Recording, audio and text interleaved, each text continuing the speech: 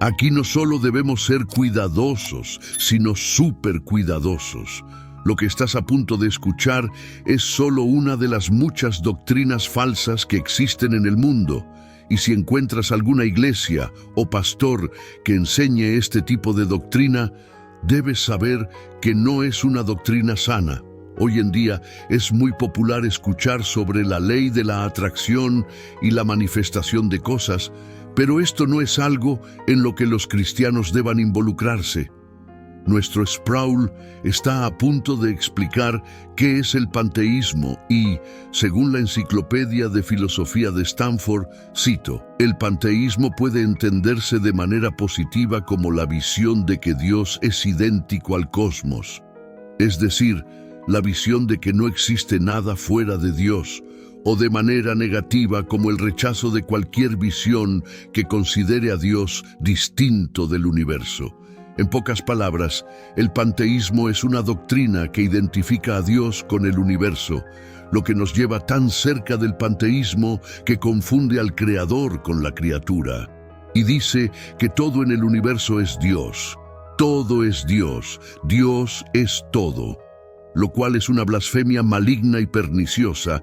Es la esencia misma de la idolatría cuando identificas la creación o parte de ella con el mismo ser de Dios. Ahora, él continúa diciéndonos que los antiguos idólatras adoraban la tormenta y se referían a ella como el dios de la tormenta o el dios del sol, pero en categorías bíblicas, Dios estaba en la tormenta, pero Dios no era la tormenta.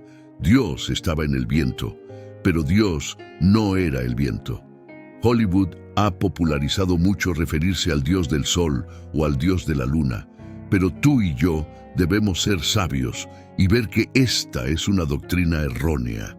Es extremadamente importante prestar atención a la doctrina que estamos siguiendo.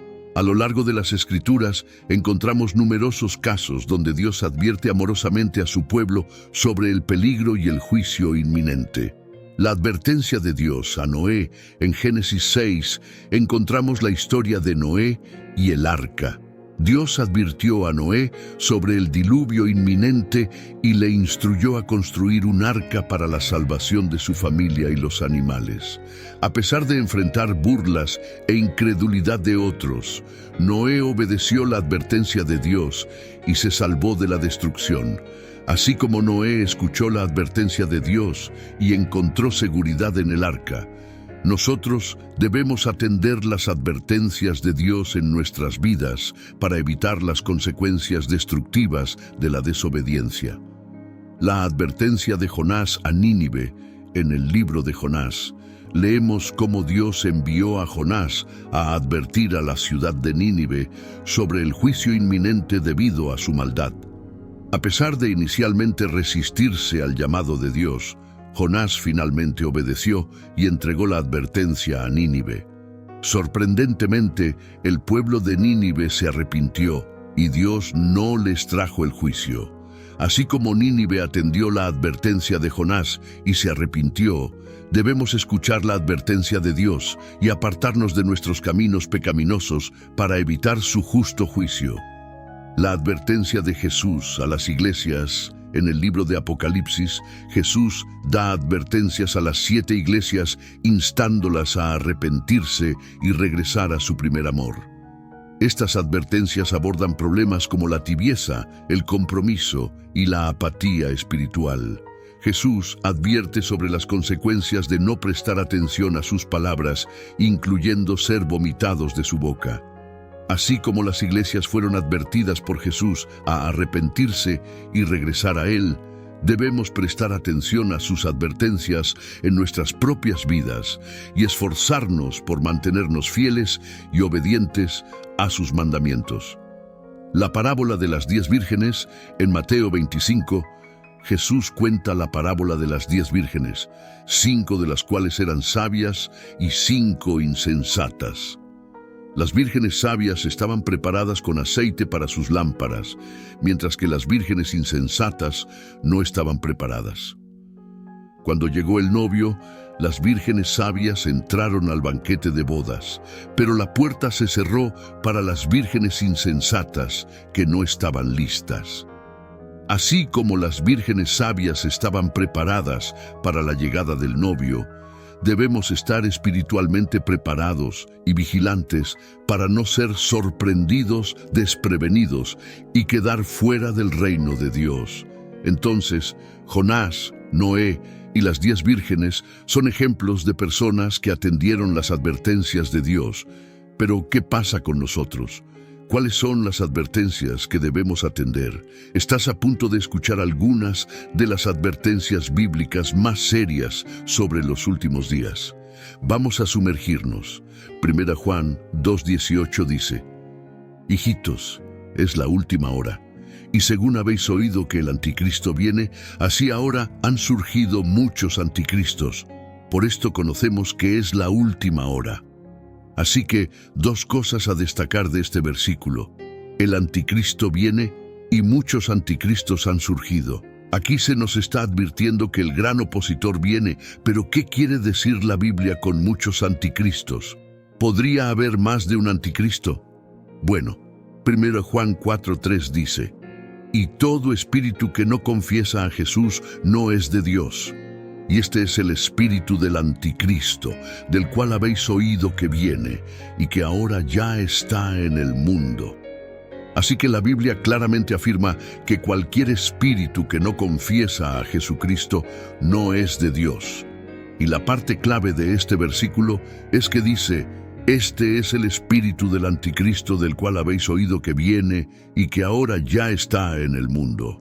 Entonces, aquí está lo que podemos establecer. Hay un anticristo, hay un espíritu del anticristo, y este espíritu del anticristo ya está en el mundo. Y es un espíritu que se niega a confesar a Jesucristo como Señor, se niega a reconocer a Jesucristo como Rey. Ahora, tómate un momento y piensa, ¿no puedes ver el espíritu del anticristo operando en el mundo hoy? ¿No hay personas, establecimientos e instituciones que ahora se niegan a reconocer a Jesucristo por quien es? Se niegan a reconocerlo como el Hijo de Dios, se niegan a reconocerlo como el camino, la verdad y la vida. Incluso se niegan a reconocer que murió y resucitó. Este es el espíritu del anticristo en operación. La siguiente advertencia se encuentra en Apocalipsis 12:12, que dice: Por lo tanto, alégrense, cielos, y ustedes que habitan en ellos. Pero ay de los habitantes de la tierra y del mar, porque el diablo ha descendido a ustedes con gran ira, sabiendo que tiene poco tiempo. Ahora quiero enfatizar la última oración de este pasaje. El diablo ha descendido a ustedes con gran ira, sabiendo que tiene poco tiempo. Necesitamos tomar esto en serio en estos tiempos. Debemos ser personas que permanezcan en la presencia de Dios siempre, porque hay consecuencias eternas cuando estamos fuera de la voluntad de Dios. Verás, el diablo siempre está buscando oportunidades para alejar a las personas de Dios, especialmente en estos últimos días. Está decidido a dirigir a las personas hacia un camino de destrucción. Por eso ves el aumento de la maldad hoy en día, y por maldad me refiero a maldad en todos los sentidos, en el entretenimiento, en toda la sociedad e incluso en muchas de las ideologías que se promueven. Todo esto es porque el diablo tiene gran ira y sabe que su tiempo es corto. La Biblia, en 2 Corintios 4:4 dice: El Dios de este mundo ha cegado la mente de los incrédulos para que no vean la luz del Evangelio de la gloria de Cristo, que es la imagen de Dios. Piensa en eso por un momento. El Dios de este mundo, Satanás, ha impedido que los incrédulos vean la luz del Evangelio. Ahora, por si no lo sabías, el diablo es muy influyente en esta tierra. Lo veas o no, lo creas o no. El diablo puede y tiene influencia sobre los ideales, opiniones y estándares en este mundo. Por eso la Biblia dice, el Dios de este mundo. El diablo tiene sus tentáculos en las filosofías del mundo. Están en tantas instituciones. Y puedes preguntarte, ¿cómo lo hace exactamente? Pues mira la fuerza impulsora de muchas grandes empresas. Es el dinero. El dinero se ha convertido en un dios un ídolo para muchas personas, incluidos los jefes de muchas grandes corporaciones. Rastrearán tus movimientos, observarán lo que ves, analizarán en qué haces clic. Algunos incluso toman tu información personal y la venden con el objetivo de conseguir dinero. El dinero es el objetivo número uno, el único objetivo para tantas instituciones en este mundo. Sin embargo, la palabra de Dios dice, el amor al dinero es la raíz de todos los males. Este es solo un ejemplo, pero ves cómo el Dios de este mundo, el diablo, ciega a los incrédulos para que no vean que cosas como el dinero se han convertido en un ídolo. Su carrera puede ser un ídolo, las cosas materiales pueden ser un ídolo. Todas estas cosas pueden ser y son utilizadas por el enemigo para cegar las mentes de los incrédulos. Otra advertencia fuerte se encuentra en Mateo 24:12, que dice, debido al aumento de la maldad, el amor de muchos se enfriará. Cuando Jesús vino a cumplir la ley se consolidó en 2 mandamientos: amar al Señor con todo tu corazón, con toda tu alma y con toda tu mente, y amar a tu prójimo como a ti mismo. Y así, naturalmente, la ausencia de amor sería una señal reveladora del final de los tiempos. Como podemos ver hoy en muchas partes del mundo, las vidas ya no son valoradas. Hay una falta de compasión humana, una falta de bondad entre las personas. Jesús nos mandó a amar a los demás como nos amamos a nosotros mismos. La incapacidad de las personas para dar amor adecuado a los demás es simplemente un reflejo de su incapacidad para amarse adecuadamente a sí mismos. Pero, ¿cómo puede uno amarse realmente sin apreciar el amor de Dios hacia nosotros? Además, la Biblia en Efesios 5:15-16 dice, así que tengan cuidado de su manera de vivir. No vivan como necios, sino como sabios, aprovechando al máximo cada oportunidad, porque los días son malos. ¿Qué significa eso? ¿Qué quiere decir la Biblia cuando dice que los días son malos? ¿Qué quiere decir cuando nos dice que los días están llenos de maldad? Creo que solo necesitas mirar el estado del mundo hoy. El diablo está atacando la esencia misma de nuestras vidas y nuestro futuro. Nos está atacando de maneras inteligentes, está robando el tiempo de las personas, está ocupando sus pensamientos, está impidiendo que sus ojos vean la verdad y ha cerrado sus oídos para que no escuchen la verdad. Y lo que quiero decir con esto es que las personas ya no tienen tiempo para Dios, ya no tienen tiempo para sentarse y estudiar la Biblia de manera constante, ya no tienen tiempo para orar. Estamos tan ocupados persiguiendo dinero, persiguiendo casas, persiguiendo nuestras ambiciones y negocios, y lo está haciendo de manera tan sutil, desensibilizando a la población general al mal. Me gustaría llamar tu atención sobre un artículo publicado por CBN. El titular decía, el templo satánico planea más clubes extracurriculares en respuesta a los clubes de buenas noticias. Esto es lo que dice el artículo. En Memphis, Tennessee, surgió una controversia tras el anuncio de TST de su intención de iniciar un club extracurricular para niños desde el jardín de infancia hasta el 5º grado en una escuela local.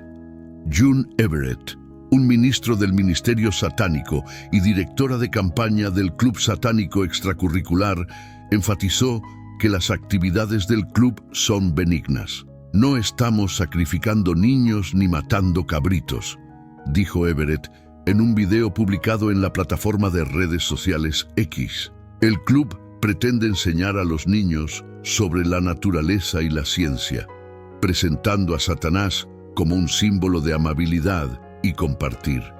Déjame hacer una pausa aquí por un segundo y resaltar lo que se está diciendo aquí frente a lo que dice la Biblia. TST, el templo satánico, dice que pretenden presentar a Satanás como un símbolo de amabilidad y compartir. Sin embargo, la Biblia dice que Satanás es el padre de la mentira. La Biblia dice que el objetivo de Satanás es robar, matar y destruir. La Biblia dice que Satanás anda como un león rugiente buscando a quien devorar. Una vez más, TST quiere presentar a Satanás como un símbolo de amabilidad y compartir, pero la Biblia dice en Isaías 5:20, «Ay de los que a lo malo dicen bueno y a lo bueno malo, que hacen de la luz tinieblas y de las tinieblas luz, que ponen lo amargo por dulce y lo dulce por amargo». Ahora, ten todo esto en mente mientras volvemos al artículo. TST, que actualmente tiene 10 clubes extracurriculares en 6 estados, inició estas iniciativas como una respuesta. A los grupos de evangelización infantil, CF, tienen 3.000 clubes de buenas noticias en los EEUU y 880.000 en todo el mundo. La misión de estos clubes es compartir el evangelio con los estudiantes después de la escuela. Recientemente, un distrito escolar de Kansas aprobó el primer club satánico en una escuela secundaria propuesto por TST.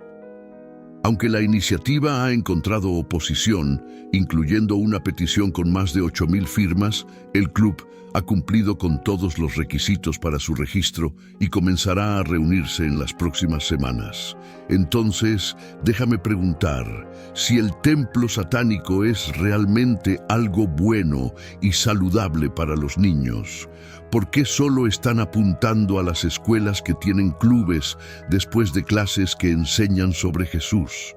Podría ser que el diablo está tratando de establecer estos programas después de la escuela simplemente para hacer frente al cristianismo. La Biblia nos dice que no luchamos contra carne y sangre, sino contra principados, contra potestades, contra los gobernadores de las tinieblas de este mundo, contra maldad espiritual en los lugares altos. Esto es lo que estamos viendo. Así es como se manifiestan estas batallas. Es raro que mires al cielo y tus ojos espirituales se abran tanto como para ver la batalla entre demonios y ángeles. Eso probablemente no sucederá. Lo que sucederá es que comenzarás a ver cosas extrañas, donde lo bueno ahora se llama malo y lo malo se llama bueno.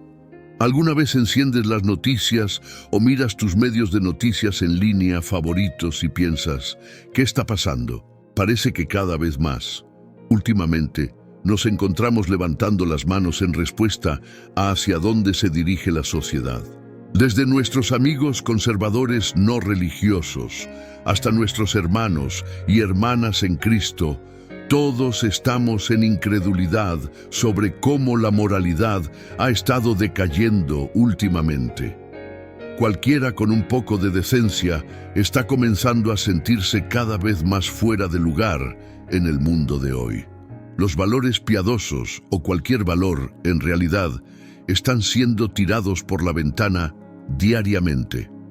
Miramos a nuestro alrededor a las personas que parecen estar de acuerdo con todo esto, mientras gritamos, ¿no ves lo que está pasando? Pero el silencio nos demuestra que pocas personas realmente se preocupan o ven cómo nos estamos acercando a tiempos terriblemente malvados. Esa apatía a veces nos hace pensar que somos los locos. La Biblia nos dijo que los últimos días serían como los días de Noé. Esta era antes del diluvio, es conocida por ser violenta y pecaminosa.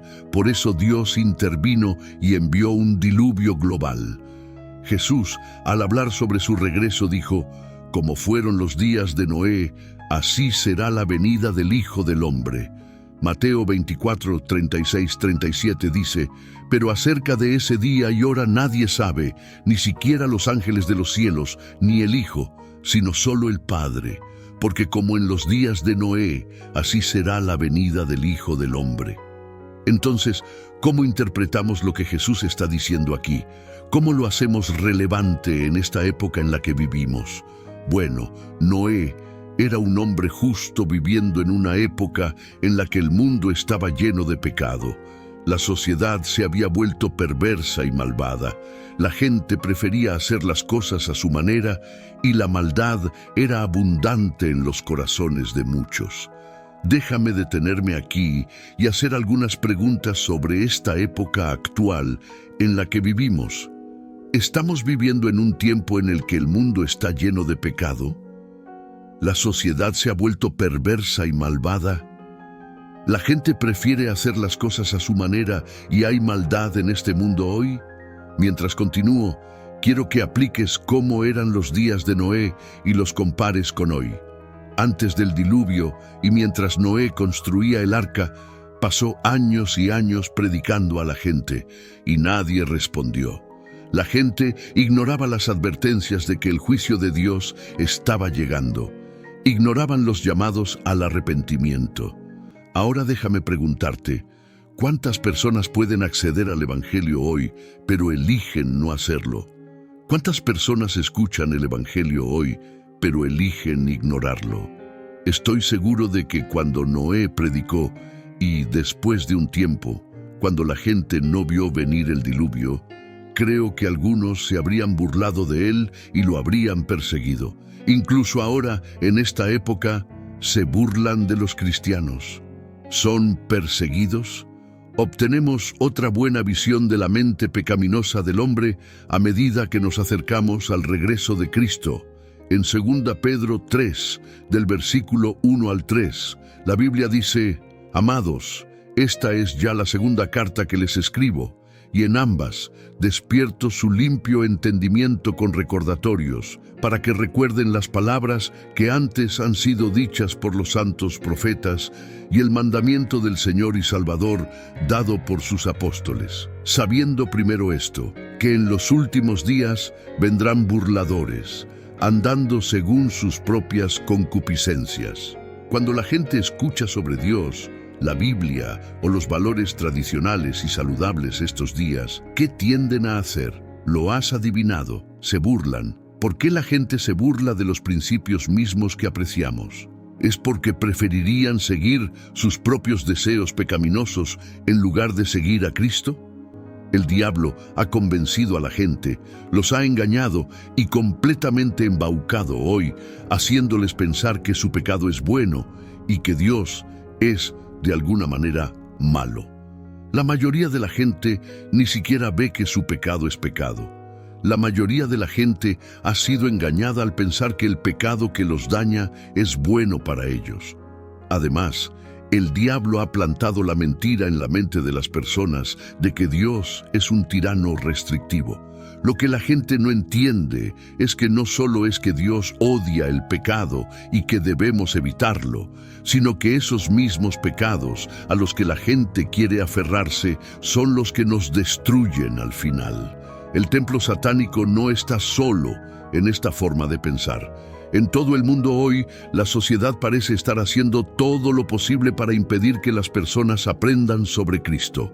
Cada vez más vemos a la sociedad aceptar e incluso promover estilos de vida, ideologías y actividades que están directamente en contra de Dios.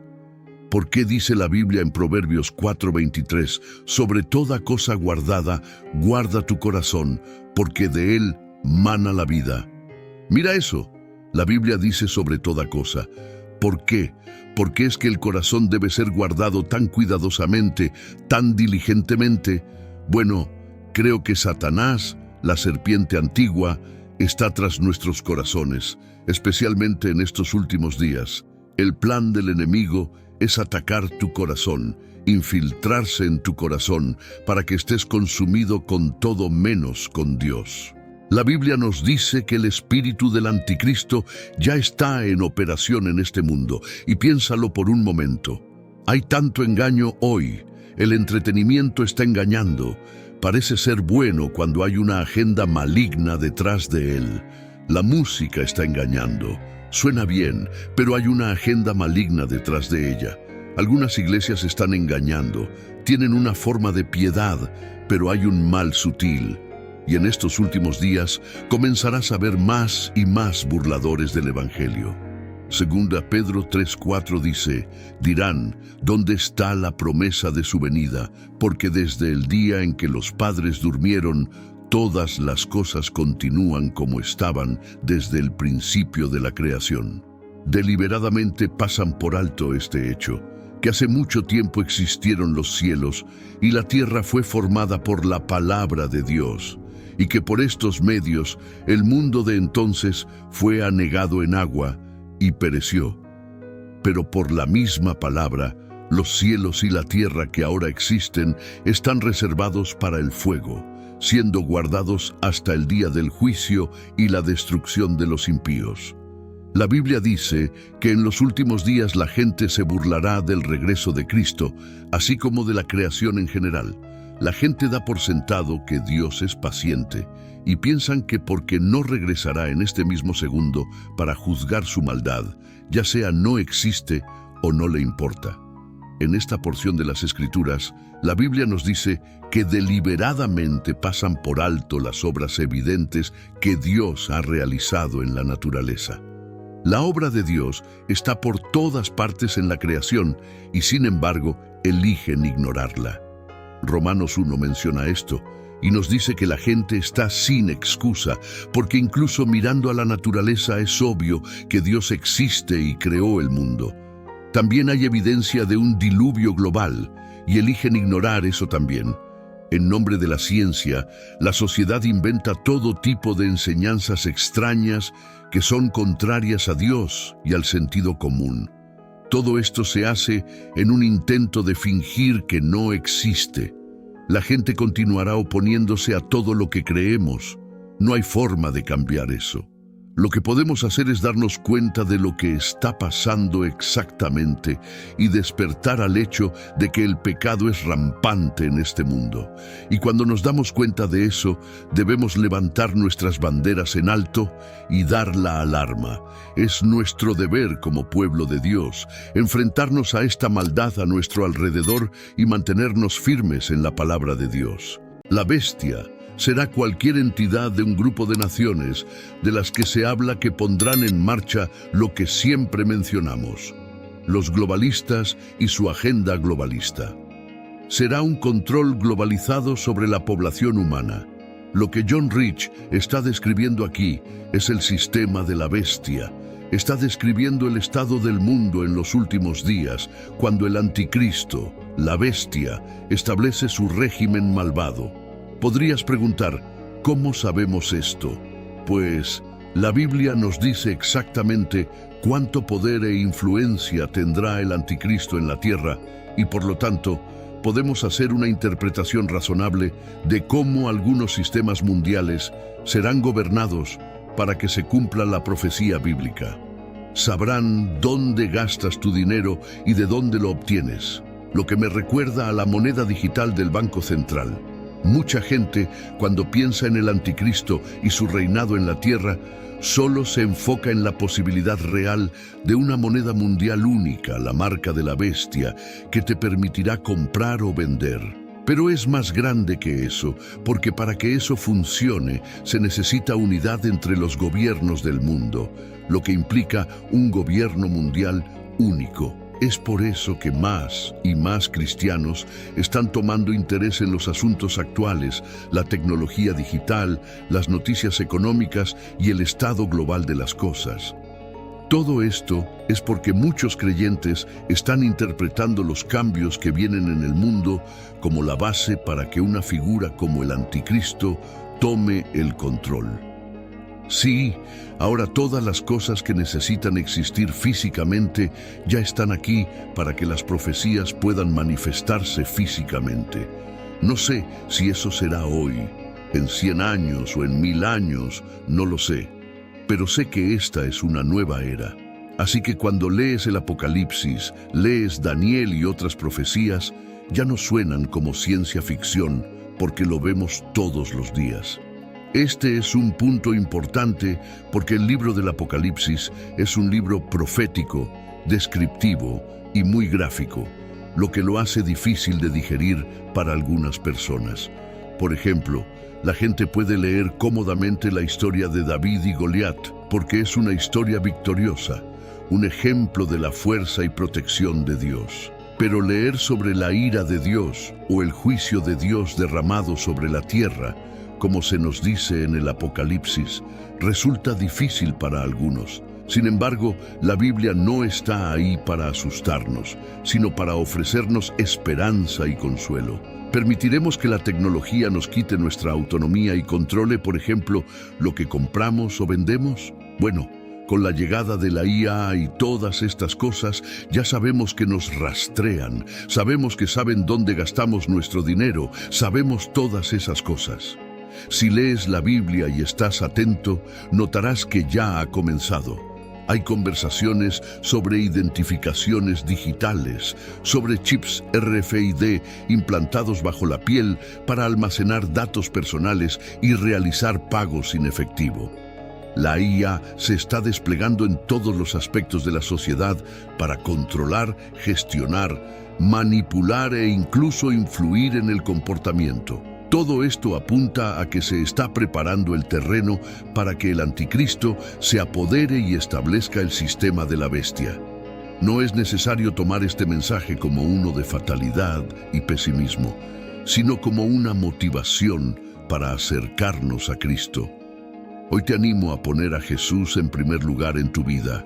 Debemos ser diligentes en estudiar la palabra de Dios para reconocer los signos de los tiempos y estar preparados para lo que venga. Debemos mantenernos vigilantes y atentos, comparando todo con la verdad de la palabra de Dios. ¿Estás preparado? ¿Estás listo para lo peor? En la última década, cada vez más personas están preocupadas por desastres a nivel apocalíptico. Entre la inestabilidad política, una pandemia global, desastres naturales, eclipses solares y muchas otras razones, muchas personas sienten que es hora de prepararse para el fin. La comunidad de preparacionistas ha crecido exponencialmente. Muchos de estos individuos solo están tratando de prepararse para sobrevivir a desastres naturales o disturbios políticos. Pero otros se preguntan si quizás el fin del mundo está cerca y quieren estar listos. Todos necesitamos estar preparados para el regreso del Señor. Pero, ¿es la preparación para el apocalipsis la forma correcta de prepararnos? Muchas personas de fe están extremadamente preocupadas por el fin del mundo. Algunos ven los tiempos antes del fin como algo que se asemeja a las películas y novelas apocalípticas y distópicas. Temen que la falta de alimentos, la violencia extrema y las condiciones ambientales hostiles hagan la vida extremadamente difícil, por lo que están tratando de prepararse. Algunas personas piensan que construir refugios, acumular alimentos y municiones e incluso almacenar Biblias y otros materiales religiosos es la forma más sabia de prepararse para estos tiempos catastróficos. Muchas otras personas, sean o no preparacionistas, están consumidas por la preocupación o los pensamientos sobre el fin del mundo. Muchas personas, religiosas y no religiosas por igual, están seguras de que la guerra nuclear está a punto de destruir todo. Otros están convencidos de que el calentamiento global traerá el fin del mundo más temprano que tarde. Entre los creyentes de la Biblia, algunos están convencidos de que están presenciando el cumplimiento de profecías bíblicas específicas y creen que pueden determinar que el fin está cerca comparando la Biblia con las noticias. Independientemente de tu punto de vista sobre el fin del mundo, si apagamos el ruido por un momento y simplemente nos volvemos a la palabra de Dios, podemos encontrar una manera correcta de pensar sobre los tiempos difíciles e incluso el fin del mundo. Cuando hacemos esto, descubrimos que el mundo va a terminar porque Dios lo promete. También aprendemos que debemos estar preparados para ese fin, pero cómo pensamos y nos preparamos es muy importante. Primero, es importante y útil considerar lo que Jesús dijo sobre el momento del fin. Muchas personas se preocupan y se angustian por cuándo llegará el fin o tratan de precisar cuándo regresará Jesús. Pero escucha las palabras de Jesús en Mateo 24, 36-39. Pero en cuanto a ese día y esa hora, nadie lo sabe, ni siquiera los ángeles del cielo, ni el Hijo, sino solo el Padre. Porque como fueron los días de Noé, así será la venida del Hijo del Hombre. porque en los días antes del diluvio estaban comiendo y bebiendo, casándose y dando en matrimonio, hasta el día en que Noé entró en el arca, y no se dieron cuenta hasta que vino el diluvio y los barrió a todos. Así será la venida del Hijo del Hombre. Jesús dice claramente que nadie sabe el día. ¿De qué día está hablando Jesús? Antes en el capítulo, los discípulos le preguntaron sobre la destrucción del templo que él había predicho y los signos de su venida y el fin de los tiempos. Gran parte de Mateo 24 está dedicado a la primera pregunta, pero para responder a su pregunta sobre el fin de los tiempos, Jesús dice que de ese día nadie sabe.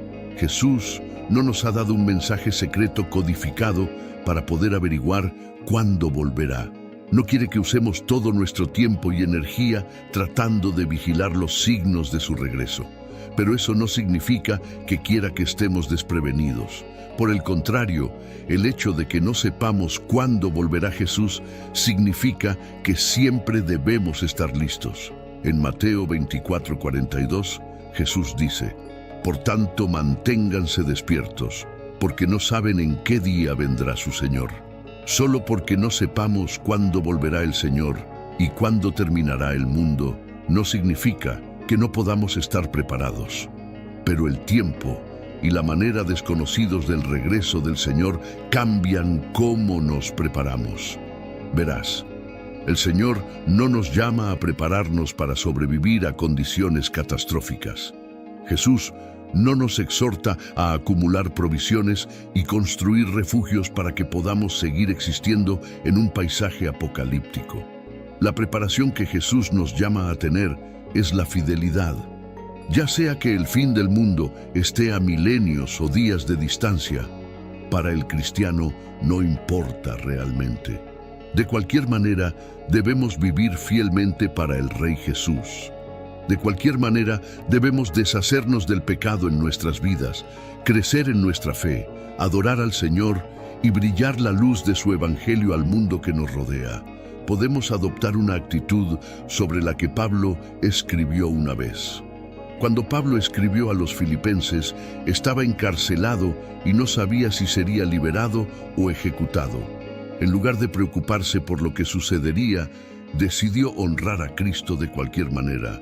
Dijo: «Espero con ansias y esperanza que no me avergüence, sino que con plena valentía, ahora como siempre, Cristo sea honrado en mi cuerpo, ya sea por vida o por muerte, porque para mí vivir es Cristo y morir es ganancia». Si Pablo iba a morir por su fe, permanecería fiel y honraría al Señor. Si era perdonado y vivía más tiempo, seguiría fiel y trabajando para el Señor. ¡Qué gran perspectiva! Si solo nos quedan días hasta el regreso del Señor, usemos esos días para servirle y contarle a otros sobre Él. O si su regreso está a años, décadas o incluso más lejos, usemos ese tiempo para crecer y servir al Señor. De cualquier manera, sirvamos al Rey Jesús. Si hacemos eso, siempre estaremos preparados para su regreso. Si esta noche vas a casa y te duermes, y en medio de la noche te despiertas con el sonido de una trompeta, como ninguna otra que hayas escuchado antes, y en un abrir y cerrar de ojos ocurre el rapto, ¿te despertarías traumatizado y con miedo? ¿O te despertarías con alegría y expectativa, sabiendo que estás bien con Dios, sabiendo que todas tus cuentas con Dios están saldadas? Muchos estarán haciendo sus actividades diarias. Algunos estarán en el metro regresando a casa después del trabajo. Los adolescentes estarán en el cine listos para ver la última película de Marvel. Los doctores y enfermeras estarán entrando y saliendo de sus turnos. Y de repente, en un abrir y cerrar de ojos, los que estamos vivos y quedamos en la tierra, seremos arrebatados en las nubes para encontrarnos con el Señor en el aire. Imagínalo, 2 personas trabajando en sus cultivos en el jardín, arando, desmalezando, plantando o cosechando, el sol golpeando sus frentes sudorosas, pero la conversación es escasa. De repente, una de ellas desaparece sin previo aviso, y la otra queda parada horrorizada mientras las herramientas caen sin nadie que las maneje. El agricultor solitario finalmente se da cuenta de que todas esas historias que había escuchado a lo largo de los años eran ciertas. Ahora está solo para enfrentar los terribles eventos del período de tribulación. Ahora imagina a dos mujeres reuniendo suministros para hacer su ración semanal de pan. Mientras la masa polvorienta se golpea contra la tabla desgastada, amasándola para producir la hermosa hogaza prehorneada, una mujer desaparece en el aire, dejando su ropa caer al suelo, atravesando la nube de harina que flota en el aire. La otra mujer solo puede mirar con incredulidad mientras su respiración se entrecorta. De repente, las palabras de alguna conversación distante resuenan en su mente. No esperes, debes estar lista.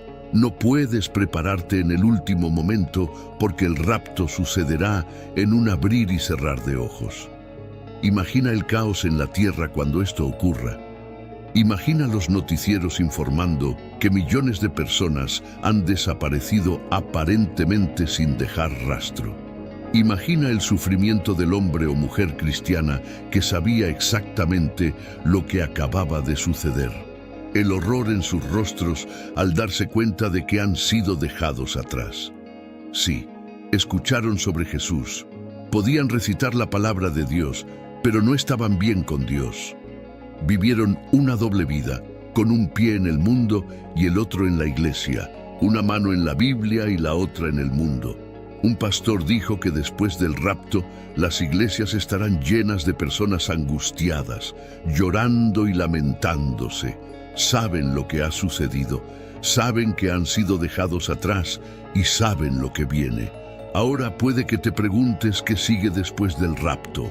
La Biblia nos advierte sobre un tiempo en el que el anticristo llegará al poder y engañará a las masas.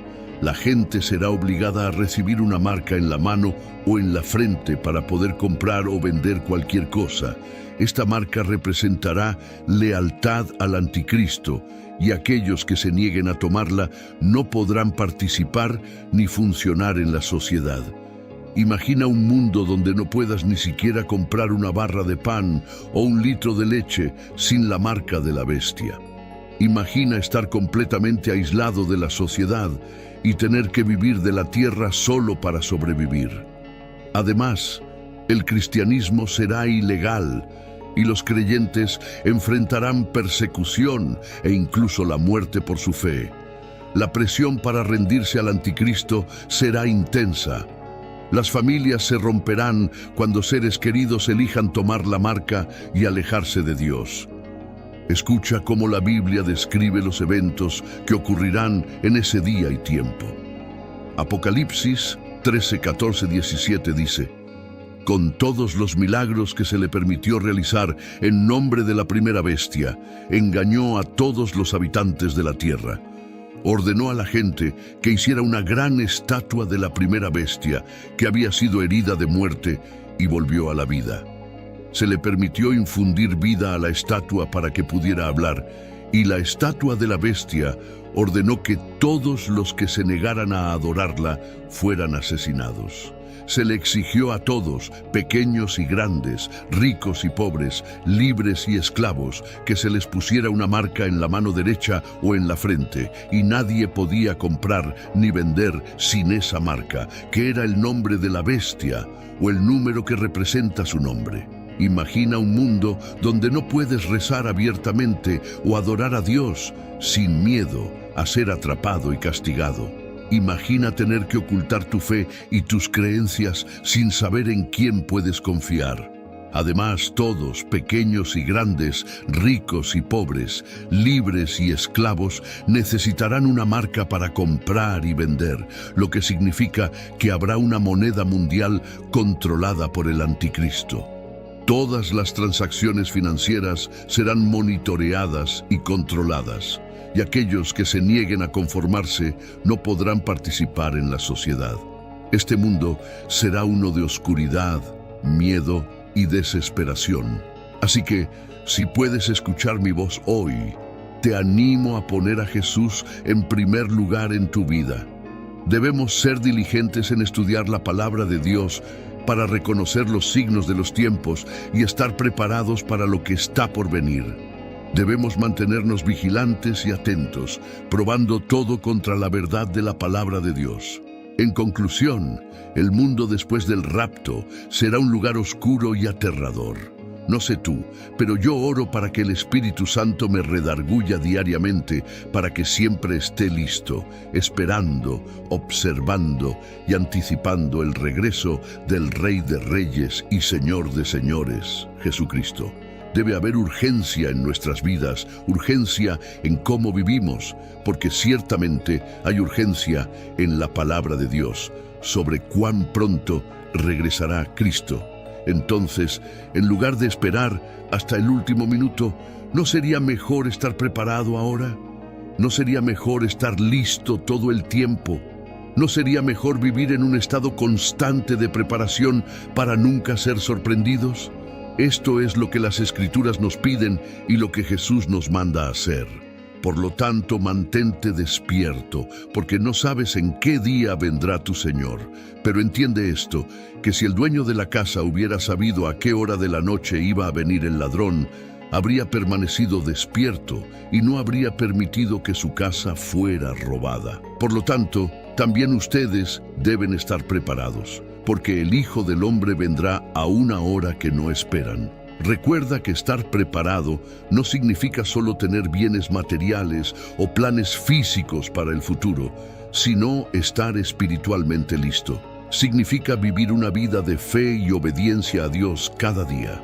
La Biblia nos llama a vivir de manera justa, a amar a nuestro prójimo y a seguir los mandamientos de Dios. Este tipo de preparación es lo que nos mantendrá firmes y seguros, sin importar lo que el futuro traiga. En medio de todas las preocupaciones y miedos sobre el fin del mundo, es crucial recordar la promesa de Dios de estar con nosotros siempre. Jesús dijo en Mateo 28:20, y yo estaré con ustedes todos los días hasta el fin del mundo. No estamos solos en este camino. Dios nos acompaña y nos fortalece. También debemos recordar que nuestra esperanza no está en este mundo, sino en el reino de Dios. En Colosenses 3:2-4, Pablo nos exhorta a poner la mira en las cosas de arriba, no en las de la tierra, porque han muerto y su vida está escondida con Cristo en Dios.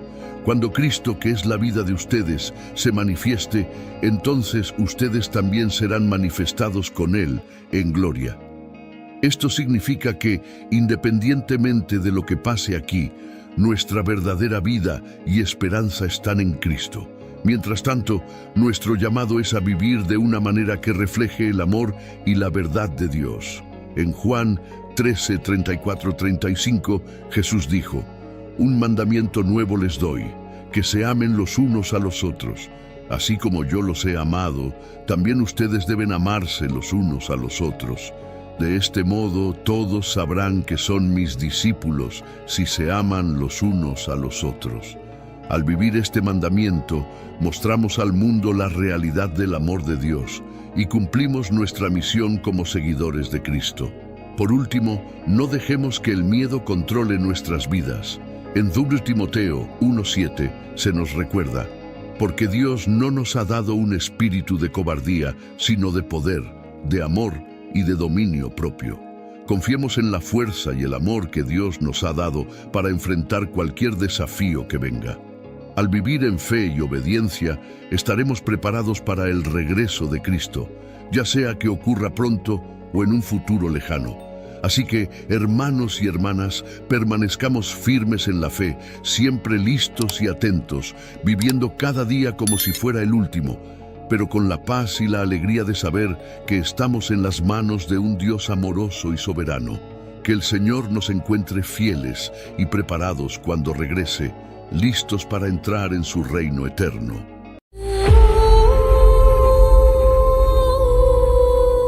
El ángel más misterioso en la Biblia, muchas personas no saben que está en la palabra de Dios. Ciertos seres poderosos en la palabra de Dios han sido contemplados durante siglos, desde el príncipe de Persia, que enfrentó al ángel Miguel, y a otro ángel durante la profecía de Daniel, hasta la legión de demonios que Jesús expulsó del endemoniado. Sin embargo, hay un ser poderoso que el apóstol Juan compartió con nosotros. Este ser está por venir y su apariencia es aterradora. Una cosa de pesadillas, dolor y tortura. El apóstol Juan nos ha dejado una descripción vívida de un ser poderoso que está por venir. La apariencia de este ser es tan aterradora que podría infundir miedo y causar miserias a cualquiera que oiga hablar de él. Este ser provoca un inmenso dolor y angustia a los involucrados. ¿Vendrán el arcángel Miguel o Jesús a derrotar a este ser, o permitirá Dios mismo que este ser poderoso se mueva libremente? El apóstol Juan comparte esta profecía desde la isla de Patmos, en el poderoso libro de Apocalipsis. Este libro es distinto de otros libros en el Nuevo Testamento, no solo en su contenido, sino también en su origen. A diferencia de los otros libros que fueron escritos intencionalmente, Apocalipsis no estaba destinado a ser escrito inicialmente.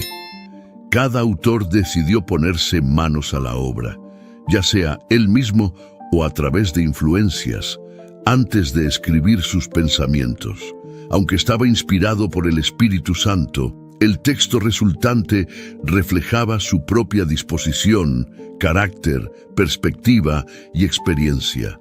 Juan no tenía planeado escribir el libro de Apocalipsis. De hecho, ni siquiera lo consideró. Todo el libro llegó a él como una revelación repentina e inesperada, tanto en forma verbal como visual. Mientras escuchaba esta asombrosa serie de voces y presenciaba las visiones, se le instruyó repetidamente que registrara todo lo que experimentaba. Él simplemente fue el instrumento que lo escribió. Entonces, ¿quién fue el autor real? El mensaje a menudo le fue transmitido por los ángeles, pero también era lo que el Espíritu estaba diciendo a las iglesias, y era una revelación de Jesucristo dada a Jesús por Dios. Así que estaba involucrada una compleja cadena de comunicación: Dios, Jesús, Espíritu, ángeles, Juan. Aquí es donde descubrimos acerca de Abadín en las Escrituras. Apocalipsis es la revelación de lo que está oculto para la humanidad, pero conocido por Dios. Hay cosas que el hombre no puede saber a menos que Dios elija revelárselas. Es imposible para cualquier individuo tener un conocimiento completo de todo lo que sucede en el mundo, incluido el cielo, y lo que depara el futuro. Cualquier registro e interpretación de eventos por parte de un individuo se ve limitado por el tiempo y el espacio. Solo puede proporcionar un relato parcial de la historia. Juan primero ve la revelación de Jesucristo, luego es testigo del mismo trono de Dios, y todo cambia. Dios comienza los 3 peores juicios que jamás se hayan experimentado en todo el mundo. Apocalipsis 6:16 aborda a Satanás en la tierra. Este segmento en particular puede resultar desafiante de comprender y poner en práctica. Desafortunadamente, hemos llegado a la parte desagradable. La situación empeorará antes de que se pueda ver alguna mejora. Es reconfortante saber que el escenario descrito en estos capítulos es el peor caso posible. Sin embargo, sigue siendo angustiante. Los juicios se llevarán a cabo en 3 etapas, cada una de ellas de manera épica. Las primeras se llaman sellos, las segundas trompetas y las terceras copas. Los primeros 4 de los 7 sellos se abren, liberando lo que se conoce como los 4 jinetes del Apocalipsis, ya que los juicios aparecen metafóricamente como un jinete y un caballo, dejando destrucción a su paso. Luego comienzan las trompetas en Apocalipsis capítulos 8 y 9. Juan describe un momento cercano al fin del mundo, cuando los ángeles hacen sonar 7 trompetas, cada una anunciando una nueva ronda de juicios sobre la gente de la tierra. Las trompetas están descritas en Apocalipsis capítulos 8 y 9, así como en Apocalipsis 11, 15, 19. Representan desastres. Los juicios anunciados por las 7 trompetas ocurrirán durante el período de tribulación al final del mundo. 7 ángeles que están de pie en la presencia de Dios reciben 7 trompetas que se usarán para desatar otra ronda de juicios. La primera trompeta de esta plaga destruye 1/3 de los árboles del mundo y consume toda la hierba. Este juicio tiene cierta semejanza con la 7ª plaga de Egipto. La segunda trompeta, según la Biblia, cuando el segundo ángel toca una trompeta en el cielo, se arroja al mar una enorme montaña en llamas. Como resultado, 1/3 del mar se convierte en sangre, 1/3 de los barcos se hunden y 1/3 de las criaturas marinas mueren. Este juicio es similar a la primera plaga que ocurrió en Egipto.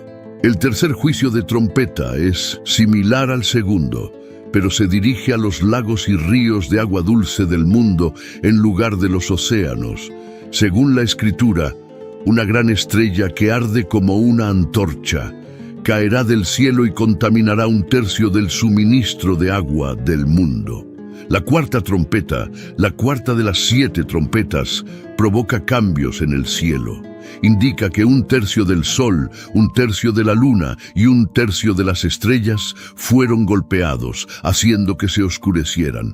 Después del juicio de la cuarta trompeta llega la quinta trompeta, y es aquí donde vemos al misterioso ángel. La quinta trompeta trae langostas demoníacas desde el abismo sin fondo. Este ángel del abismo, el día en que se abre la puerta del abismo, es un día de juicio intenso. Pero, ¿qué es el abismo y qué hay dentro? En la teología judía y la Biblia, el abismo se utiliza a menudo metafóricamente para referirse al lugar de morada de los espíritus malignos. En la Biblia, el abismo es como un agujero realmente profundo o una enorme brecha, a menudo considerada como un lugar donde van los muertos o un espacio lleno de oscuridad total y vacío. También se sabe que es un lugar muy alejado de la presencia y bondad de Dios. Lucas 8:31. Habla de un momento en que Jesús se encuentra con un hombre controlado por demonios. Cuando Jesús les ordena a estos espíritus malignos que abandonen al hombre, están petrificados y le piden a Jesús que no los envíe al abismo.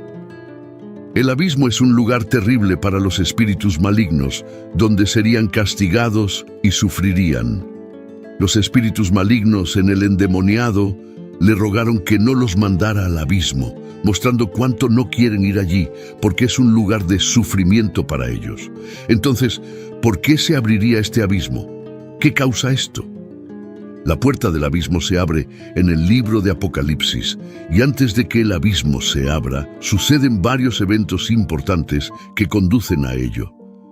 La apertura del abismo comienza con una llave, un símbolo de poder y autoridad. En Apocalipsis 9:1, la Biblia dice: «Y el quinto ángel tocó la trompeta, y vi una estrella que cayó del cielo a la tierra, y se le dio la llave del pozo sin fondo». Este sería el quinto ángel que tocó una trompeta. Los primeros 4 sellos y trompetas entregaron juicios ejecutados contra la tierra. El texto nos muestra claramente que esta estrella es una persona, y en este contexto, esta estrella se ve mejor como un ángel con la llave en la mano. El ángel se acercó al abismo y al desbloquearlo, hubo un gran estruendo como si la propia tierra estuviera gimiendo. La apertura del abismo fue como la apertura de un pozo vasto y oscuro, y de él salió humo como si proviniera de un horno gigante. Este humo era tan denso y oscuro que oscureció. Al salir el sol, proyectando una sombra sobre la tierra, Apocalipsis 9:3-6. Luego del humo surgieron langostas sobre la tierra, y se les dio poder como el de los escorpiones de la tierra. Se les ordenó no hacer daño a la hierba de la tierra, ni a ninguna cosa verde, ni a ningún árbol. sino solo a las personas que no tenían el sello de Dios en sus frentes. No se les permitió matar a nadie, solo atormentar durante 5 meses, y su tormento era como el de un escorpión cuando pica a una persona. En esos días, la gente buscará la muerte y no la encontrará. Anhelarán morir y la muerte huirá de ellos. Estas langostas no son naturales.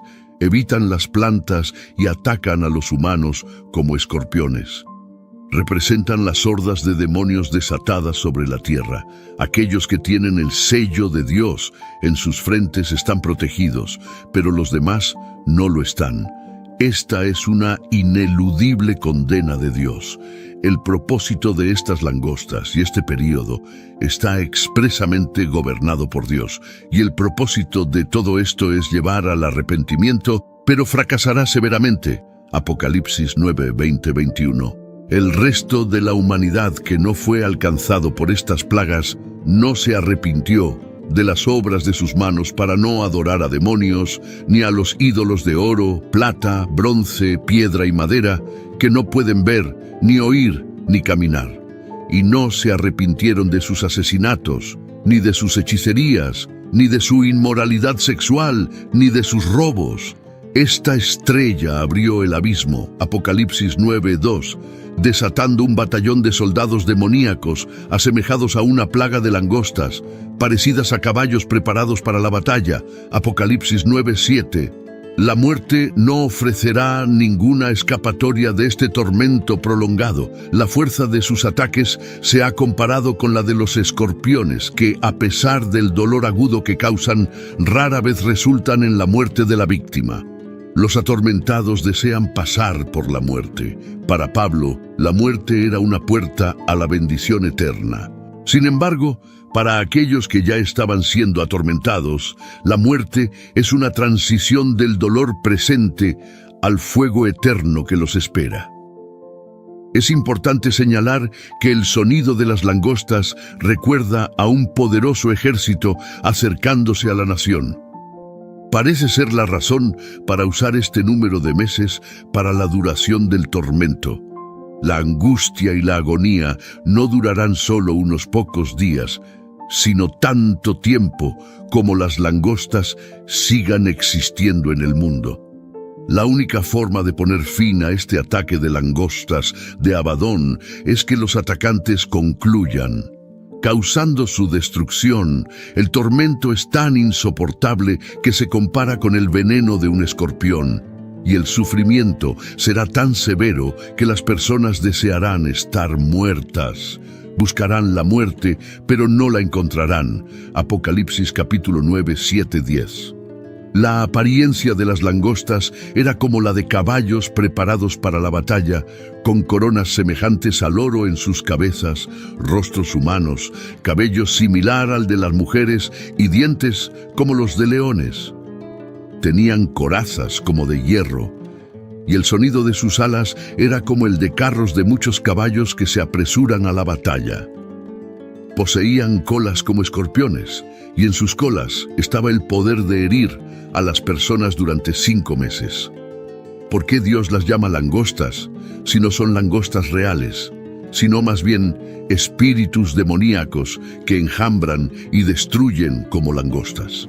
Entre otras razones, porque las langostas son consideradas agentes del juicio de Dios en el Antiguo Testamento, 2 Crónicas 7:13.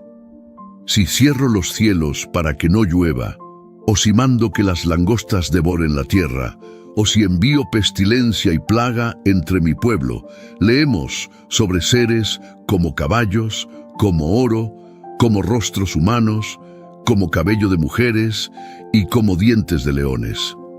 El uso repetido de la palabra como sugiere que la intención no es proporcionar una descripción literal. La impresión general que deja esta imagen es de crueldad increíble y brutal. Imagínalos como langostas, pero con un aguijón fuerte como escorpiones. Esto los convierte en algo mucho más que simples insectos. Su aparición marcó el comienzo de un tiempo de sufrimiento y tribulación, un periodo en el que las fuerzas del mal, que una vez estuvieron contenidas en el abismo, ahora fueron liberadas en el mundo. Esta aparición no es un acto aleatorio de la naturaleza, lleva una misión específica y dirigida. Las langostas tienen una directriz precisa y poco común. Por lo general, cuando hay un enjambre de langostas, devoran muchas plantas y cultivos, pero estas langostas especiales son diferentes. No destruyen plantas, en cambio van tras ciertas personas, aquellas que no tienen una marca especial de Dios en sus frentes. Esta marca es como un signo de protección divina. Este evento extraordinario no se trata solo de la apariencia física de estos seres parecidos a langostas, sino también de las implicaciones espirituales más profundas. Sirve como un recordatorio contundente de las elecciones que hacen las personas y las consecuencias que siguen. Aquellos que llevan el sello de Dios son perdonados, simbolizando la protección otorgada a quienes se alinean con la voluntad divina. En contraste, aquellos sin el sello enfrentan la ira de estas criaturas únicas, mostrando el peligro de apartarse de lo que es correcto y bueno. La aparición de las langostas, según se describe en la Biblia, es una narrativa poderosa que entrelaza los reinos físico y espiritual. Es una revelación del juicio y la protección divinos, una manifestación tanto de la ira como de la misericordia. Sirve como un recordatorio sobrio de la importancia de la fe en la realidad de la guerra espiritual, en un mundo que a menudo parece dominado por lo tangible y lo temporal. Luego llega el líder de estas langostas, un personaje poderoso y misterioso llamado el Rey del Abismo.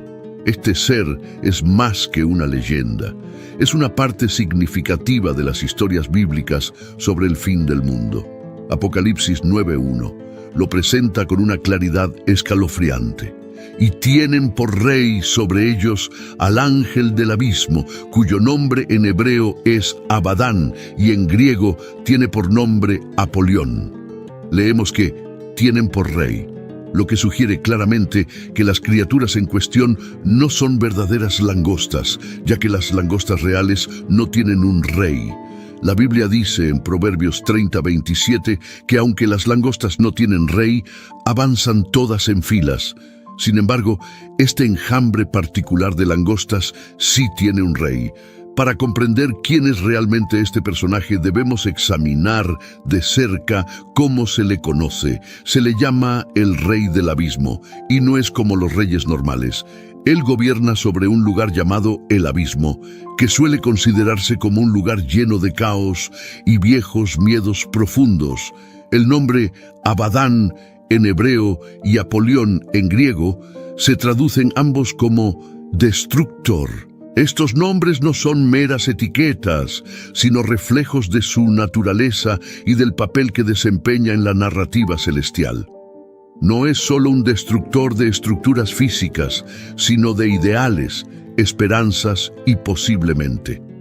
Los valores morales que sostienen a las sociedades comienzan a desmoronarse con su llegada, y la línea entre el caos y el mundo real empieza a difuminarse.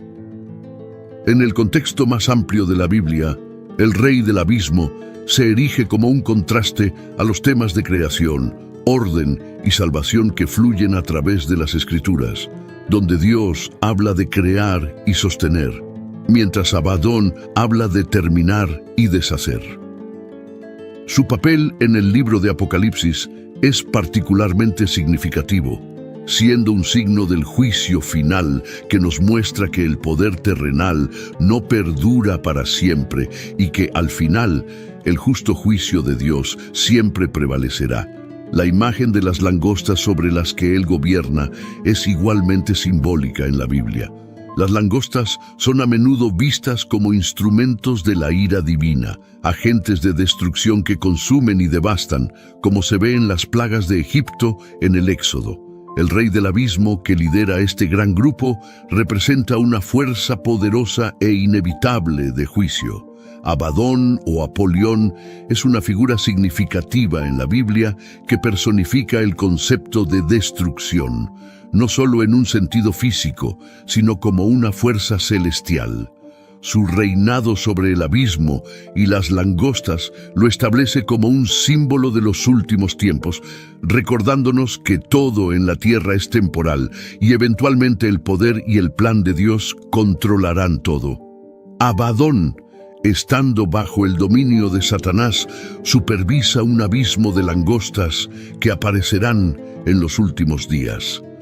Dado que el Antiguo Testamento y el Nuevo Testamento fueron escritos en idiomas diferentes, la palabra para destructor en griego será diferente de la palabra en hebreo. Esto es algo que debemos tener en cuenta en todo momento. Aunque solo vemos la instancia en la segunda mitad de la Biblia, en Apocalipsis 9:1, 5 versículos en el Antiguo Testamento usan la palabra Abadón. En el Antiguo Testamento parece significar destrucción. Leemos en Job 31:12 que Abadón era un lugar de los muertos, vinculado regularmente con la muerte y el reino de los muertos. En el Salmo 88:1 se pregunta si se proclamará tu misericordia en la fosa o tu fidelidad en un Abadón, vinculándolo con el pozo en los rollos del mar muerto. Por lo tanto, es equivalente a Hades, el reino de los muertos personificado, sobre el cual Dios y Cristo tienen control último. Apocalipsis 1:18. Aquí, el control se asigna temporalmente a un ángel malvado que parece haber sido encarcelado con los otros espíritus del abismo. Juan podría estar adaptando el título de manera insignificante para enfatizar su punto.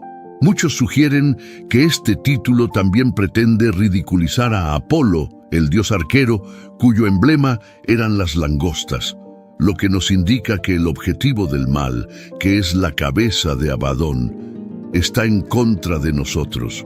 Juan 10:10. En la Biblia es claro y consistente que los demonios existen. Son entidades que se oponen a la supremacía de Dios. Buscan llevar a cabo su rebelión impía, influenciando a las personas a vivir de maneras que contradicen las intenciones declaradas por Dios.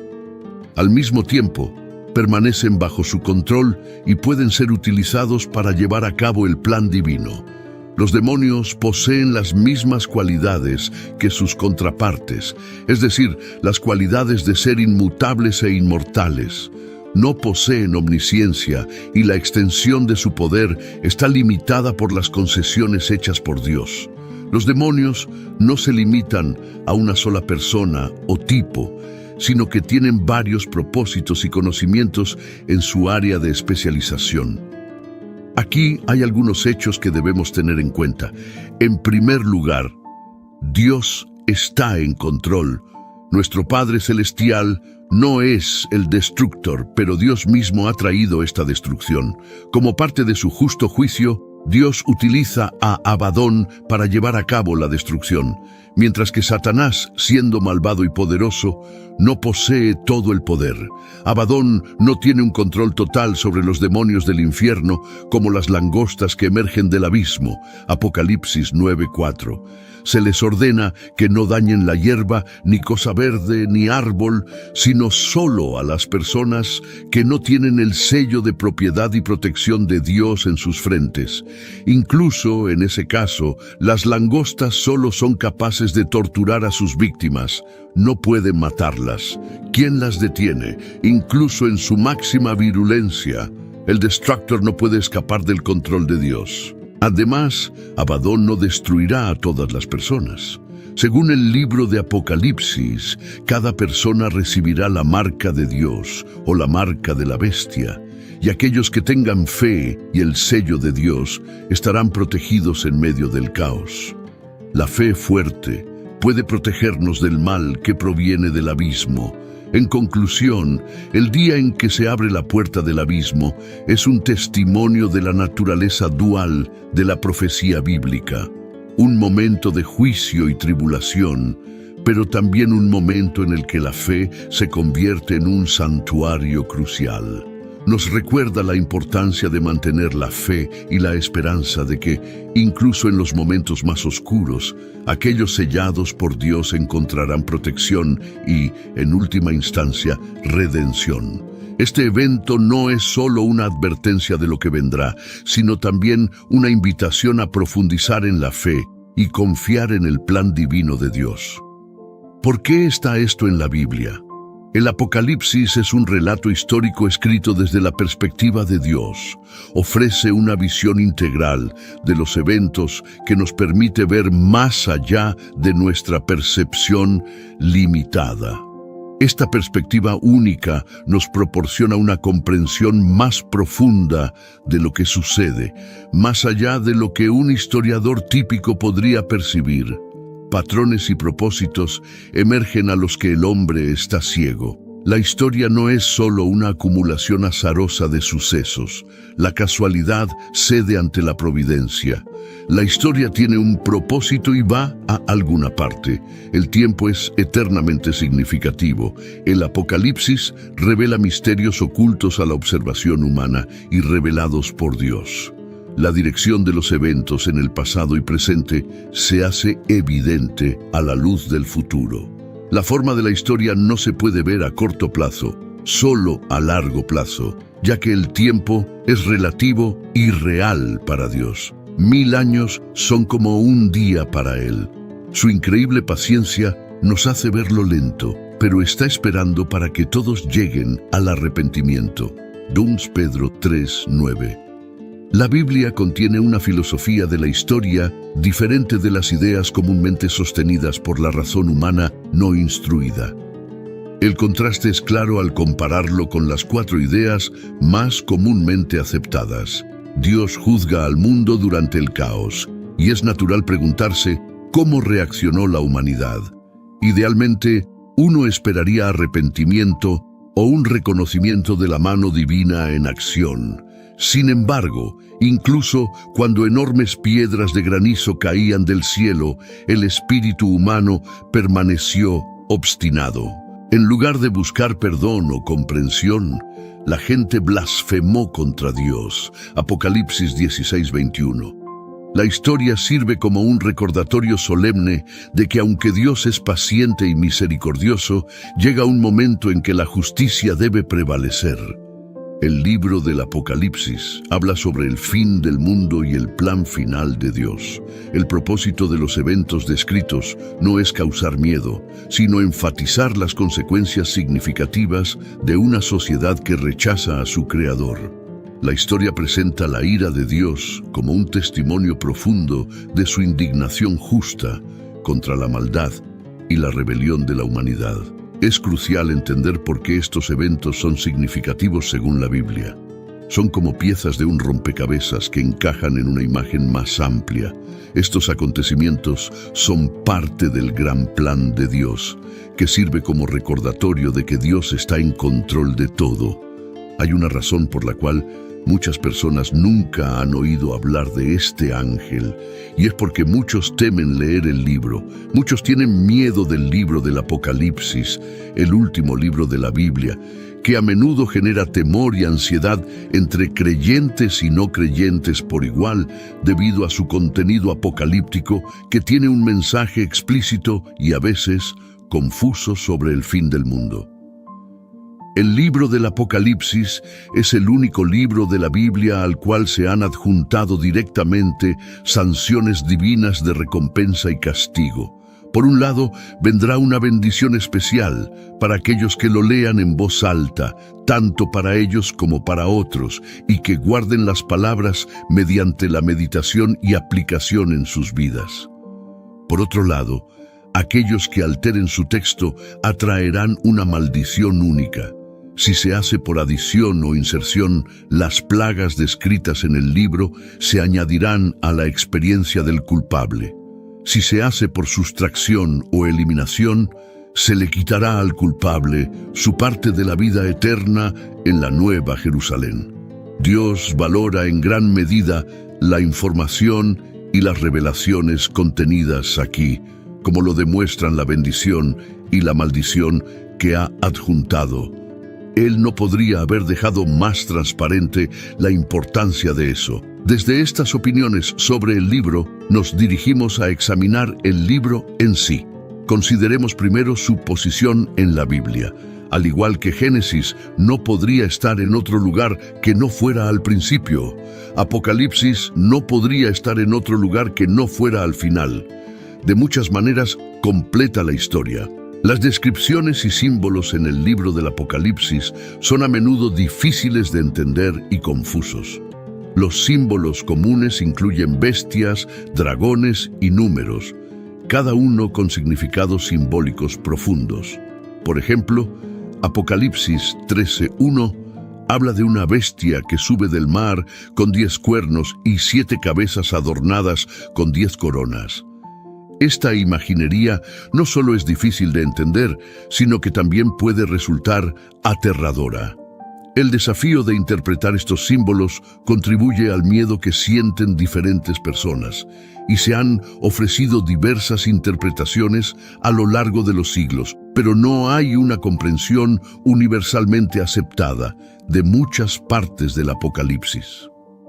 Esta ambigüedad deja espacio para interpretaciones que pueden ser inquietantes o alarmantes. El Apocalipsis habla extensamente sobre el día del juicio y el fin del mundo. Pasajes como Apocalipsis capítulo 22 representan el juicio final de una manera que puede resultar intimidante. Muchos también se sienten incómodos con los temas del juicio y la ira. El libro del Apocalipsis es conocido principalmente por los temas del juicio, la ira y los últimos tiempos. Los desastres aterradores y enormes mencionados en Apocalipsis pueden hacer que las personas se sientan asustadas y preocupadas. Las descripciones de plagas, guerras e ira divina pretenden transmitir la gravedad de apartarse del camino recto y las consecuencias del pecado.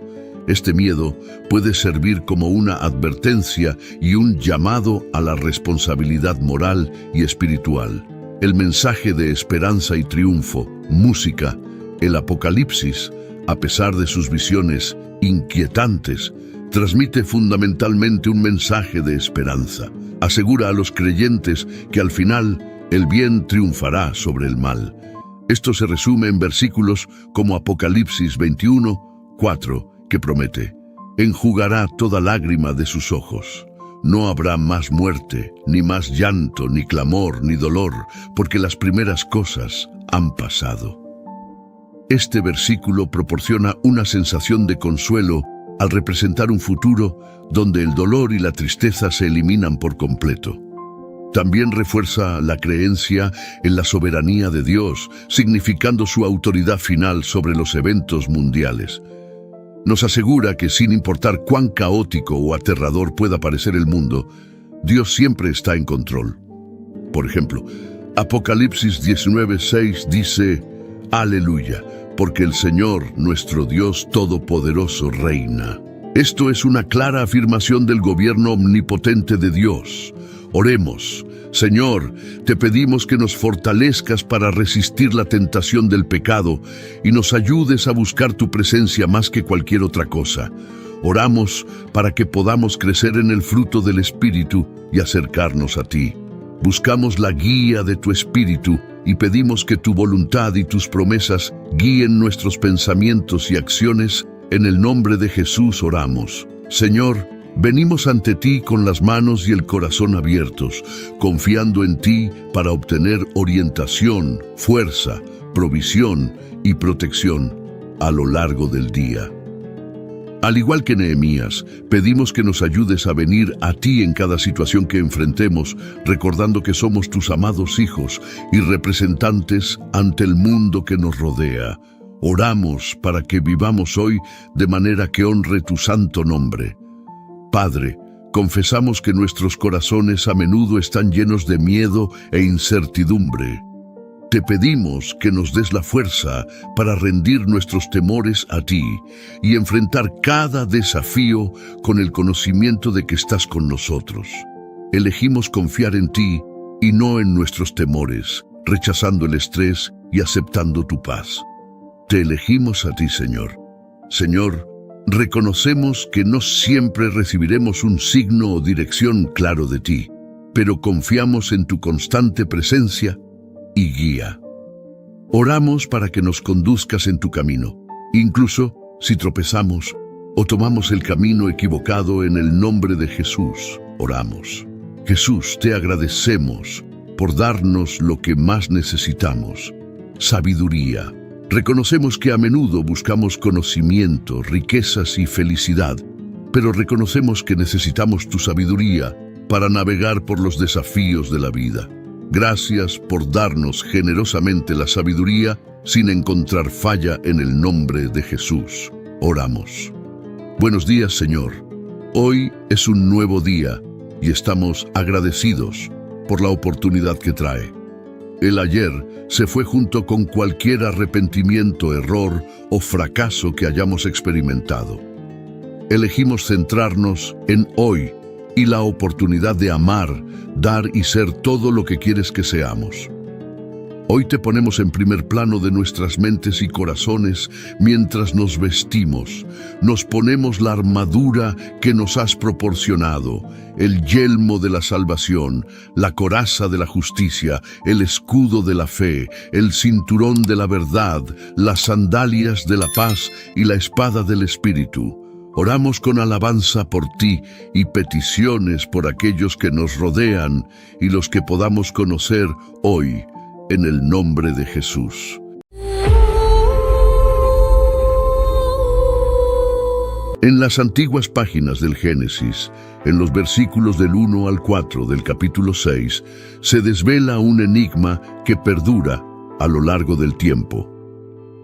Cuando los hombres se multiplicaron sobre la tierra y les nacieron hijas, los hijos de Dios notaron la belleza de estas mujeres y eligieron tomar esposas de entre todas las que eligieron, surgiendo así una pregunta intrigante: ¿quiénes eran esos seres conocidos como hijos de Dios? El Señor, al observar estas uniones, declaró que su espíritu no contendería con el hombre para siempre, pues éste también es carne, limitando sus días a 120 años. Este versículo destaca la misericordia divina, pero también establece un límite para la paciencia celestial. Los nefilins, brevemente mencionados en la narrativa del Génesis, despiertan una inmensa fascinación. Descritos como hombres valientes que existieron en la antigüedad, hombres de fama, estos gigantes representan un enigma. Pero, ¿quiénes serían ellos realmente? Diversas interpretaciones surgen para explicar el origen de estos seres. Una de ellas, encontrada en escritos apócrifos como el libro de Enoc, sugiere que los hijos de Dios eran ángeles caídos que se unieron a las mujeres humanas, generando a los nefilins. Esta unión antinatural habría sido una de las razones para el gran diluvio. Ahora exploraremos 5 interpretaciones distintas sobre el origen de estos misteriosos hijos de Dios, como ángeles caídos. La visión tradicional sugiere que los ángeles se rebelaron contra el cielo, uniéndose a las mujeres humanas y dando origen a los nefilins. Otra interpretación considera a los hijos de Dios como descendientes de Set unidos a las descendientes impías de Caín. Una tercera visión propone que los hijos de Dios eran gobernantes o nobles que se casaban con mujeres comunes, generando una estirpe de poderosos gobernantes humanos. También está la interpretación de que los hijos de Dios eran hombres poseídos por demonios, reforzando la idea de influencias espirituales malignas en la humanidad. Por último, algunos interpretan a los nefilins como una metáfora de la degradación moral de la humanidad, simbolizando la caída del hombre en el pecado y la necesidad de redención. En última instancia, el relato de los nefilins no es solo una historia de gigantes y seres sobrenaturales. Es un recordatorio constante de la lucha entre el bien y el mal, la santidad y la corrupción, y la necesidad de la humanidad de buscar la redención. Redención. Este análisis de los nefilins nos invita a explorar más profundamente las Escrituras en busca de sabiduría y discernimiento en la palabra de Dios. Las consecuencias de las uniones entre los hijos de Dios y las mujeres humanas van más allá del nacimiento de los Nefilim. Aunque no se les considere seres mitad humanos y mitad angélicos, demostraron una hostilidad notable hacia Dios y sus caminos. Este aspecto refuerza la idea de influencias espirituales operando dentro del ámbito humano. Estas interpretaciones encuentran respaldo entre los estudiosos de la Biblia, y cada una ofrece una perspectiva única sobre este pasaje intrigante de la Biblia. La esencia sobrenatural de los Nefilim es innegable, llevando a muchos, incluso a mí, a creer que eran el resultado de la unión entre ángeles y humanos. Aunque el tema de los Nefilim sigue envuelto en misterio, es fundamental abordar estas discusiones con humildad y reverencia. El enfoque principal siempre debe ser comprender el plan integral de Dios y la importancia de su obra redentora a través de Jesucristo. Una de las preguntas más frecuentes es si existen descendientes de los Nefilim hoy en día. En Génesis 6, versículo 4, se menciona que los Nefilim existieron antes y después del diluvio, planteando la cuestión de cómo sobrevivieron a la catástrofe global. La Biblia afirma que solo la familia de Noé y las criaturas en el arca fueron preservadas, pero encontramos menciones de los Nefilim en los años posteriores al diluvio. Esto lleva a dos interpretaciones principales sobre la reaparición de los Nefilim. Algunos creen que otro grupo de ángeles podría haber descendido a la tierra después del diluvio, repitiendo la transgresión original. Nefilim se considera como un término técnico. Otra perspectiva es que los Nefilim podrían haber sido un término para describir guerreros gigantes con connotaciones de tamaño y misterio. Al igual que el término monstruo puede referirse a objetos grandes o seres con connotaciones negativas, el término Nefilim podría haber evolucionado para describir guerreros gigantes y enigmáticos con orígenes genéticos inciertos. Es improbable que los descendientes de los Nefilim existan hoy en día, dada la falta de evidencia concreta. Si existieran, surgirían cuestiones complejas, incluida la posibilidad de su salvación. La Biblia no ofrece enseñanzas específicas sobre la salvación de los ángeles caídos, sugiriendo que los Nefilim tampoco serían elegibles para la salvación. Los ángeles no tienen un salvador, y claramente Jesús no es su salvador, como enfatiza el autor de Hebreos. A la luz de estas consideraciones es racional concluir que la descendencia de los Nefilim no persiste hasta nuestros días y que cualquier afirmación contraria carece de respaldo bíblico. Como creyentes, debemos abordar tales especulaciones con discernimiento, basándonos en las enseñanzas de las Escrituras. En Hebreos, se destaca que Jesús compartió nuestra humanidad para romper el poder de la muerte y liberar a aquellos que vivían con temor. No vino para ayudar a los ángeles, sino a los descendientes de Abraham. Jesús se hizo plenamente humano para ser un sumo sacerdote misericordioso y fiel. La Biblia es un libro sagrado que va más allá de fábulas o leyendas. Es un compendio de relatos reales que desafían nuestra inteligencia, despiertan nuestra imaginación y nos inspiran. Es una tapicería de revelación divina escrita por diferentes autores a lo largo de miles de años, pero interconectada de maneras que revelan la mano de un autor divino. Dentro de sus páginas encontramos historias de creación, caída, heroísmo, traición, milagros y profecías. Encontramos individuos comunes que, a través de su fe inquebrantable, se convierten en vasos del poder extraordinario de Dios. Testificamos el surgimiento y la caída de reinos, las luchas de profetas, los triunfos y fallas de la humanidad en su búsqueda incansable de rectitud. La Biblia habla a los corazones de las personas de todas las generaciones y culturas. Sus mensajes de amor, perdón y redención resuenan con los anhelos y aspiraciones más profundos del alma humana. En las peculiaridades de estos relatos encontramos lecciones profundas y duraderas, desde la división del Mar Rojo hasta el nacimiento virginal, desde la caída de las murallas de Jericó hasta la resurrección de Jesucristo. La Biblia presenta relatos que desafían la comprensión humana, extendiendo los límites de nuestro entendimiento e invitándonos a abrazar el misterio divino.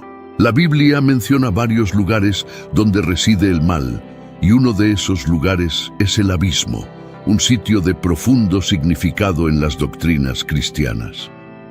Al adentrarnos en el estudio de las Escrituras, exploraremos el significado y las implicaciones del abismo como morada de los espíritus malignos.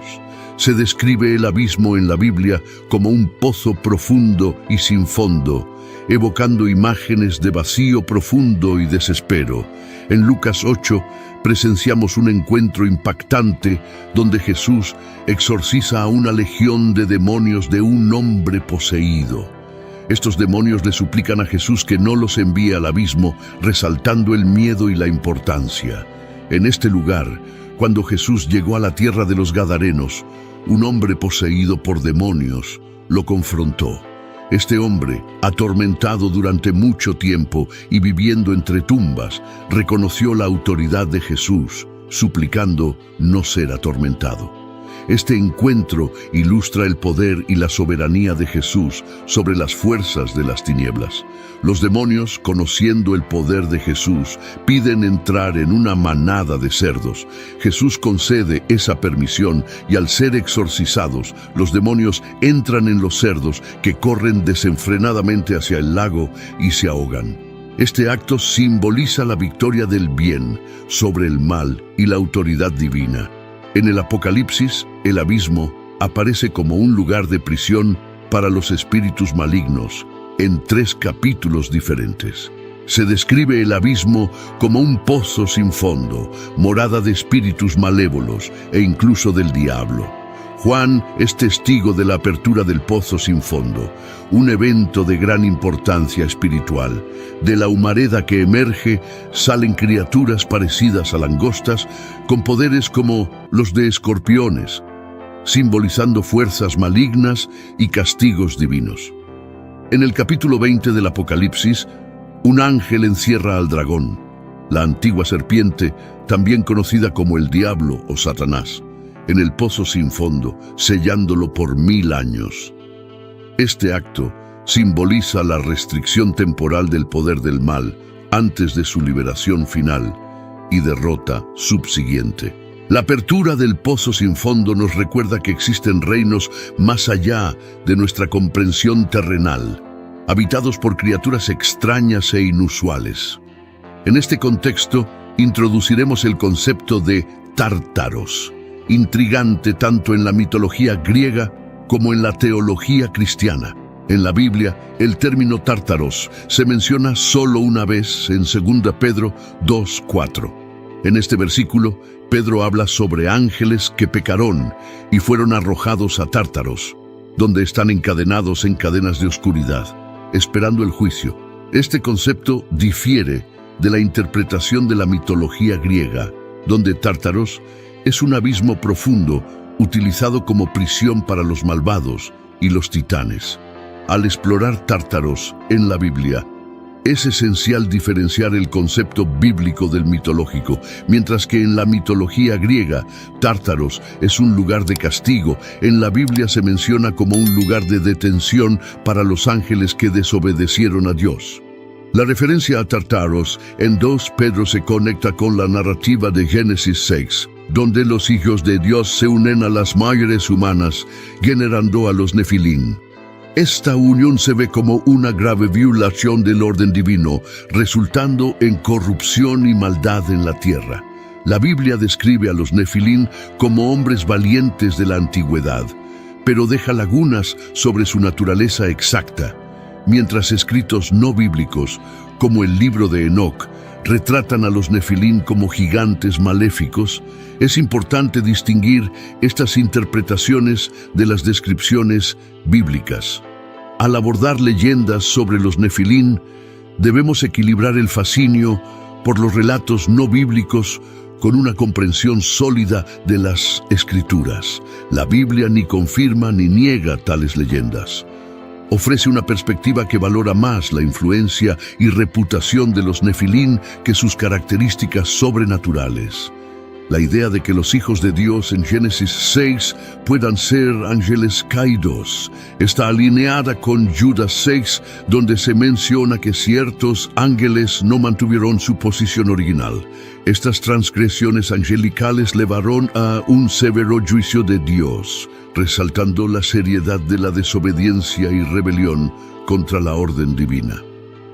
La referencia a Tártaros en 2 Pedro como pozos de sombra simboliza un lugar de confinamiento y castigo para seres espirituales rebeldes.